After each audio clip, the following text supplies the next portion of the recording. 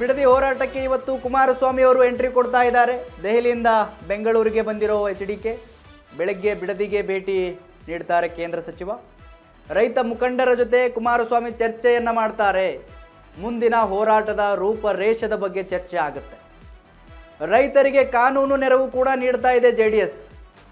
ಹಲವು ವಿಚಾರಗಳ ಬಗ್ಗೆ HDK ನೇತೃತ್ವದಲ್ಲಿ ಚರ್ಚೆ ಆಗುತ್ತೆ. ಇಂದಿನಿಂದ ಹೋರಾಟಕ್ಕೆ JDSನಿಂದ ಭಾರಿ ಬಲ ಸಿಗುವಂತಹ ಎಲ್ಲ ಸಾಧ್ಯತೆಗಳಿದಾವೆ. ವೀಕ್ಷಕರೇ, ಬಿಡದಿ ಟೌನ್ಶಿಪ್ ವಿಚಾರಕ್ಕೆ ಕೇಂದ್ರ ಸಚಿವ HD ಕುಮಾರಸ್ವಾಮಿ ಅವರು ಎಂಟ್ರಿಯನ್ನು ಕೊಟ್ಟಿದ್ದಾರೆ. ಇವತ್ತು ದೆಹಲಿಯಿಂದ ಬೆಂಗಳೂರಿಗೆ ಬಂದಿದ್ದಾರೆ. ಸೊ ಬೆಳಗ್ಗೆನೆ ಬಿಡದಿಗೆ ಭೇಟಿ ಕೊಡ್ತಾರೆ. ಬಿಡದಿ ರೈತರ ಜೊತೆ ಚರ್ಚೆ ಮಾಡ್ತಾರೆ.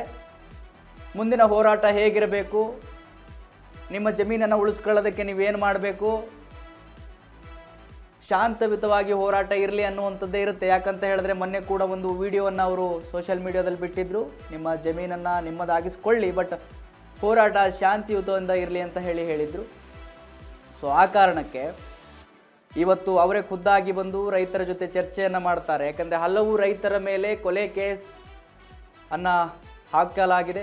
ಮೊನ್ನೆ ಒಂದು ನಡೆದಿರ್ತಕ್ಕಂಥ ಅಧಿಕಾರಿಗಳ ಮೇಲೆ ಏನು ಹಲ್ಲೆ ಆಯಿತು, ಅದಕ್ಕೆ ಸಂಬಂಧಪಟ್ಟ ಹಾಗೆ ಹಲವು ರೈತರ ಮುಖಂಡರ ಮೇಲೆ ಕೊಲೆ ಕೇಸ್ ಹಾಕಿದ್ದಾರೆ. ಇವರು ಅಧಿಕಾರಿಗಳನ್ನು ಕೊಲ್ಲೋದಕ್ಕೆ ಬಂದರು ಅಂಥೇಳಿ. ರೈತರು ಸ್ವಾಮಿ ಅವ್ರ ಮೇಲೆ ಕೊಲೆ ಕೇಸ್ ಹಾಕ್ತೀರಿ ಅಂದರೆ ಹೇಗೆ? ಅದಕ್ಕೆ JDSನಿಂದ ಕಾನೂನಿನ ನೆರವು ಕೂಡ ಸಿಗ್ತಾ ಇದೆ. ಅವರ ಏನು ರೈತರ ಕೇಸನ್ನು ಕಾನೂನಿನ ಪ್ರಕಾರ ಹೋರಾಡೋದಕ್ಕೆ JDSನಿಂದಲೇ ಕಾನೂನಿನ ನೆರವು ಕೂಡ ಸಿಗ್ತಾ ಇದೆ. ಸೊ ಅದಕ್ಕೆ ಸಂಬಂಧಪಟ್ಟ ಹಾಗೆ ಬಿಡದಿ ರೈತರ ಜೊತೆ ಇವತ್ತು ಚರ್ಚೆ ಮಾಡ್ತಾರೆ. ಮುಂದಿನ ಹೋರಾಟದ ಬಗ್ಗೆ ಚರ್ಚೆ ಆಗುತ್ತೆ. ಎಷ್ಟು ಜನ ಕೊಡೋದಕ್ಕೊಪ್ಪಿದ್ದಾರೆ ಜಮೀನನ್ನು, ಎಷ್ಟು ಜನ ಕೊಡೋದಕ್ಕೊಪ್ಪಿಲ್ಲ, ಯಾರು ಈ ಯೋಜನೆಯ ವಿರುದ್ಧವಾಗಿದ್ದಾರೆ, ಅವರೆಲ್ಲರ ಜೊತೆ HD ಕುಮಾರಸ್ವಾಮಿ ಅವರು ಇವತ್ತು ನಿಲ್ತಾರೆ. ಸೊ ಹಲವು ರೈತರ ಜೊತೆ ಚರ್ಚೆ ಆಗುತ್ತೆ. ಯಾವ ಊರಿನಿಂದ ಎಷ್ಟು ಎಕರೆ ಸ್ವಾಧೀನಪಡಿಸ್ಕೊಳ್ತಾ ಇದೆ ಸರ್ಕಾರ, ಇವೆಲ್ಲದರ ಬಗ್ಗೆ ಕೂಡ ಚರ್ಚೆ ಆಗುತ್ತೆ.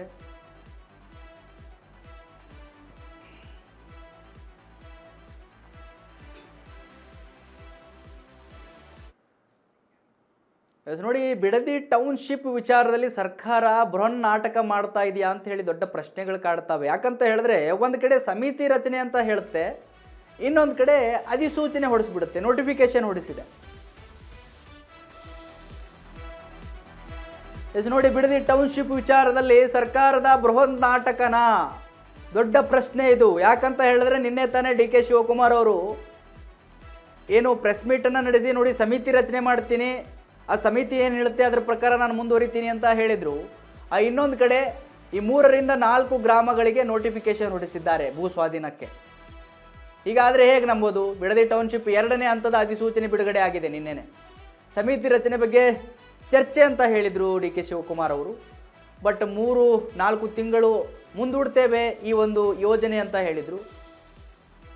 ಸಮಿತಿ ವರದಿ ಬಳಿಕ ನಾವು ತೀರ್ಮಾನ ಮಾಡ್ತೀವಿ ಅಂತ ಹೇಳಿದರು ನಿನ್ನೆ ಪ್ರೆಸ್ ಮೀಟ್ನಲ್ಲಿ DK ಶಿವಕುಮಾರ್ ಅವರು. ಆದರೆ ಸುದ್ದಿಗೋಷ್ಠಿ ಮುಗಿದ ತಕ್ಷಣ ಅಧಿಸೂಚನೆಯನ್ನು ಹೊರಡಿಸಲಾಗಿದೆ. ಈ ಬಿಡದಿಯ 4 ಗ್ರಾಮಗಳ ಭೂ ಸ್ವಾಧೀನಕ್ಕೆ ಅಂತಿಮ ಅಧಿಸೂಚನೆ ಹೊರಡಿಸಲಾಗಿದೆ. ರಾಜ್ಯ ಸರ್ಕಾರದ ಯಾವ ಮಾತನ್ನು ನಂಬಬೇಕು ಅನ್ನುವ ದೊಡ್ಡ ಪ್ರಶ್ನೆಗಳು ಕಾಡ್ತಾ ಇದ್ದಾವೆ. ಯಾರ ಕಣ್ಣಿಗೆ ಮಣ್ಣೆರಚಲು ಹೊರಟಿದೆ ಸರ್ಕಾರ ಅನ್ನುವಂಥ ಪ್ರಶ್ನೆಗಳು ಕೂಡ ಕಾಡ್ತಾ ಇದ್ದಾವೆ. ಬಿಡದಿ ಟೌನ್ಶಿಪ್ ವಿಚಾರದಲ್ಲಿ ಗೊಂದಲ ಸೃಷ್ಟಿಯಾಗಿದೆ.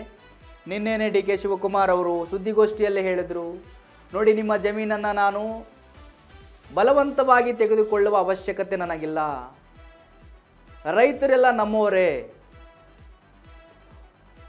ನೋಡಿ ಕಾನೂನಿನ ಪ್ರಕಾರ ನಾನು ಕೆಲಸ ಮಾಡ್ತಾ ಇದ್ದೀನಿ, ಸಮಿತಿಯನ್ನು ರಚನೆ ಮಾಡ್ತೀನಿ, ಆ ಸಮಿತಿ 2 ರಿಂದ 3 ತಿಂಗಳು ಟೈಮ್ ತೆಗೆದುಕೊಳ್ಳುತ್ತೆ, ನಿಮ್ಮ ಅಭಿಪ್ರಾಯವನ್ನು ತೆಗೆದುಕೊಳ್ಳುತ್ತೆ. ಅದಾದ ಮೇಲೆ ಯಾರ್ಯಾರ ಜಮೀನು ಕೊಡೋದಕ್ಕೆ ಒಪ್ಪಿದ್ದಾರೆ ಆ ಜಮೀನನ್ನು ಸರ್ಕಾರ ತೆಗೆದುಕೊಳ್ಳುತ್ತೆ. ನಿಮ್ಮ ಜಮೀನು ಕೊಡೋದಕ್ಕೆ ಒಪ್ಪಿಲ್ಲ ಅಂದರೆ ದಯವಿಟ್ಟು ನಿಮ್ಮ ಜಮೀನು ನಮಗೆ ಬೇಡ ಅಂತ ಹೇಳಿ ನಿನ್ನೆ ಹೇಳಿದರು. ಬಟ್ ಸಡನ್ನಾಗಿ ನೋಟಿಫಿಕೇಶನ್ ಹೊರಡಿಸಿಬಿಟ್ಟಿದ್ದಾರೆ. ಹಾಗಾದರೆ ಯಾವುದನ್ನು ನಂಬೋದು ಯಾವುದನ್ನು ಬಿಡೋದು ಅನ್ನುವಂಥದ್ದು ಕೂಡ ದೊಡ್ಡ ಪ್ರಶ್ನೆ ಆಗಿದೆ.